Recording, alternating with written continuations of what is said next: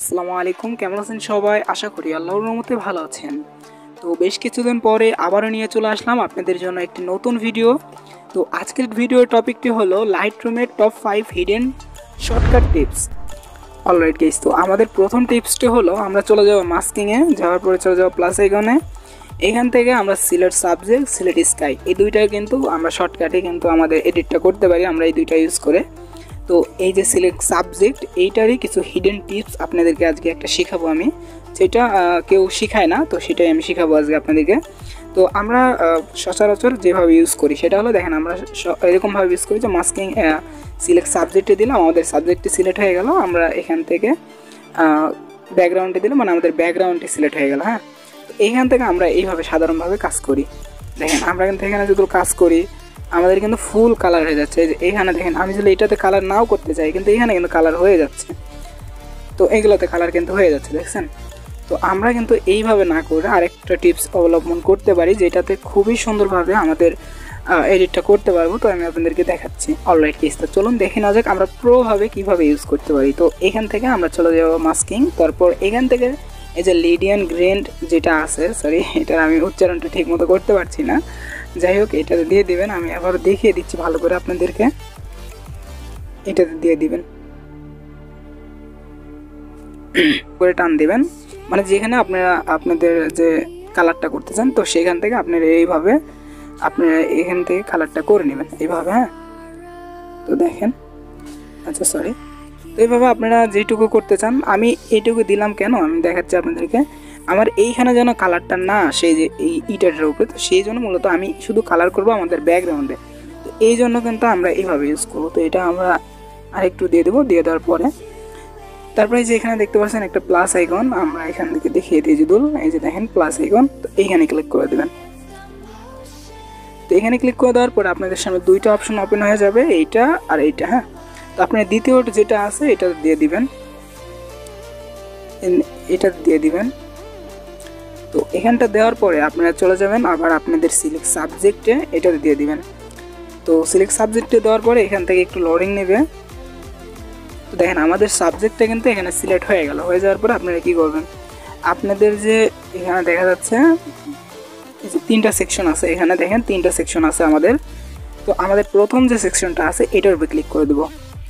এটার উপরে ক্লিক করে দিলে দেখেন আমাদের ব্যাকগ্রাউন্ডে কিন্তু শুধু এই পর্যন্তই কালারটা হয়ে গেল, আমাদের এই যে ইটে বা আমাদের সাবজেক্ট এটার উপরে কিন্তু কালারটা আসলো না। তার মানে আমরা চাইলে এখন এখান থেকে যেটা কালার ইউজ করতে পারবো শুধু ওই পর্যন্ত, আমাদের কিন্তু আর বাকি কোনো অংশে কিন্তু আমাদের ওই কালারটা আসবে না। চাইলে এইভাবে কিন্তু প্রোভাবে আপনারা কিন্তু এডিটটা করতে পারবেন। তো সম্পূর্ণ এটা নতুন, এটা কেউ দেখায় না, যদিও আমি এটা আপনাদেরকে ভালো মতো দেখিয়ে দিলাম এটা কীভাবে ইউজ করতে পারেন। আপনারা চাইলে কিন্তু আরও প্রোভাবে ইউজ করতে পারেন, আরও ভালোভাবে। তো যাই হোক দেখিয়ে দিলাম, এটা হলো ফার্স্ট স্টেপ আমাদের। তো চলুন চলে যাওয়া যাক তৃতীয় স্টেপে। তো চলুন তৃতীয় স্টেপটা দেখে নেওয়া যাক। তো তৃতীয় স্টেপ হলো আমরা চলে যাবো মাস্কিংয়ে, মাঝখানে যাওয়ার পর প্লাস আইকনে চলে যাব, যাওয়ার পর এখান থেকে আমরা ব্রাশ সিলেক্ট করে নেব। তো নেওয়ার পরে এখানে বেশ কিছু অপশন দেখতে পাবেন, তো এগুলো একটু কাস্টমাইজ করে নেবেন। এখানে এটা 100 করে দিবেন, এটাও 100 করে দিবেন। দেওয়ার পরে এখান থেকে আপনারা এই ব্রাশের সাইজটা আপনারা যতখানি ইচ্ছা করে নেবেন।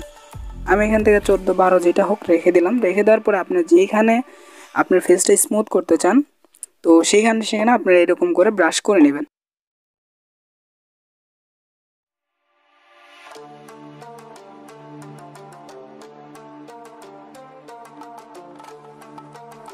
এটা দিয়ে দিবেন। দেওয়ার পরে এখান থেকে ক্লিয়ারিটি আপনি একবারে -100 করে দিবেন। দেওয়ার পরে এটা চাইলে আপনারা একটু মাইনাস করতে পারেন, আপনাদের যতক্ষণ স্মুথ লাগবে ততক্ষণ করে নেবেন। তো এখান থেকে দেখেন কতটা স্মুথ হয়ে গেছে আমাদের ফেসটা। তো আমি যদি এখানে বিফোর আফটার দেখাই, দেখেন এটা বিফোর মানে আফটার, দেখেন দেখতে পাচ্ছেন কতটা স্মুথ হয়ে গেছে। চাইলে আরও স্মুথ করে নিতে পারেন, তো আমি এইটুকুই করে নিলাম। তো চতুর্থ স্টেপটা হলো, দেখেন আমাদের যে এই যে লোগোটা আমরা কিন্তু এইখান থেকে এডিট করি ছবি, যেখান থেকে হোক এডিট করার পরে আমরা কিন্তু লোগো লাগানোর জন্য অন্য একটা অ্যাপসে আমাদের যাইতে হয়। হ্যাঁ, তাই না? তো আমরা চাইলে কিন্তু লাইটরুম থেকে কিন্তু এই কাজটা একবারে করে নিতে পারি সেভ করার সময়। তো এটা কীভাবে করবেন আমি দেখিয়ে দিচ্ছি। তো এটি করার জন্য আপনারা চলে যাবেন এখান থেকে শেয়ারে। তো শেয়ারে যাওয়ার পরে এখান থেকে চলে যাবেন এক্সপোর্ট, এইটাতে। তো এটাতে যাওয়ার পরে আপনারা এই যে এখানে ক্লিক করে দিবেন, এখানে বেশ কিছু অপশন দেখতে পাচ্ছেন, তো এটা দিয়ে দিবেন। তো দেওয়ার পরে এখানে দেখতে পাচ্ছেন আপনাদের এখানে টেক্সট লেখার অপশন আছে, মানে আমরা যে লোগোটা লিখতে চাই সেটা কিন্তু চাইলে এখান থেকে লিখতেও পারেন, বা চাইলে আপনি ইমেজ দিতে পারেন। যেমন আমাদের কোনো হয়তো পিকচার আছে, সেটা চাইলে আমরা দিতে পারি। এখানে আমি যদি দেখাই,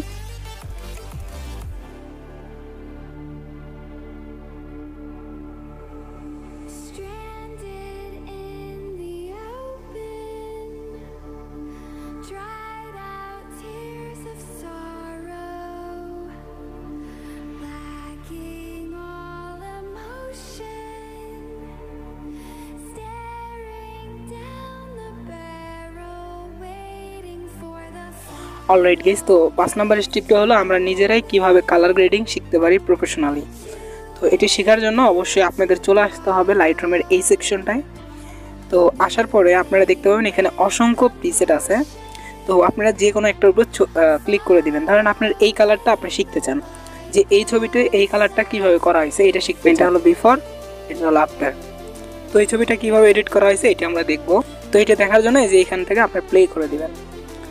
তো যখন প্লে করে দিবেন তখন এখানে আপনারা উপরে তুলবেন, তো দেখতে পাবেন যে এখানে কোন সেটিংটা কোন পর্যন্ত করে দেওয়া হয়েছে বা কোন কালারটা কিভাবে করছে।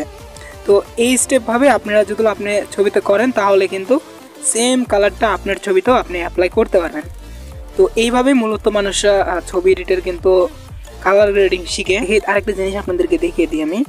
তো ধরেন আমার এই প্রিসেটটা পছন্দ, তো আমি প্রিসেটটা কিভাবে নিব আমার নিজের নামে করে। তো ধরেন আমার এই প্রিসেটটা পছন্দ, তো এই প্রিসেটটা কিন্তু চাইলে আপনিও নিজে নিয়ে নিতে পারবেন। তো এটা কিভাবে নেবেন আমি দেখাচ্ছি। প্রথমে যে এই সেকশন এইখানে ক্লিক করে দিবেন। এখানে ক্লিক করে দেওয়ার পরে এই প্রিসেটটার নাম যে কোনো একটা নাম দিতে পারেন, বা এখান থেকে আপনারা ফাইল সিলেক্ট করে আপনাদের নাম দিয়ে একটা ফাইল ক্রিয়েট করতে পারেন। তো এখানে আমি যে কোনো ফাইল ক্রিয়েট করছি না, তো এখান থেকে আমি সেভ দিয়ে দিলাম। তো দেখেন এই প্রিসেটটা কিন্তু সেভ হয়ে গেল। তো আমি যদি ব্যাক করি, করে যদি এখান থেকে আমার যে কোনো একটা ছবিতে আমি যদি এটা অ্যাপ্লাই করতে চাই, তো দেখেন আমি কিন্তু চাইলে অ্যাপ্লাই করতে পারবো। এখানে প্রিসেটে চলে যাব, যাওয়ার পরে আমরা চলে যাব এই যে এখানে, এই যে দেখেন এই প্রিসেটটা কিন্তু আমি কিন্তু ওইখান থেকে সেভ করলাম। তো এইখানে যদি ওই প্রিসেটটা ভালো না খুব একটা, কারণ ওই ছবির জন্য ওই প্রিসেটটা পারফেক্ট, এই ছবির জন্য এই প্রিসেটটা কিন্তু পারফেক্ট না। এখানে ফেসের উপরে কিন্তু কালার চলে আসছে। তো অবশ্যই এরকম করার প্রিসেট আপনারা চাইলে ওইখান থেকে কিন্তু সেভ করে নিতে পারেন। আজকের ভিডিওটি এই পর্যন্তই। সবাই ভালো থাকবেন, সুস্থ থাকবেন। আল্লাহ হাফেজ।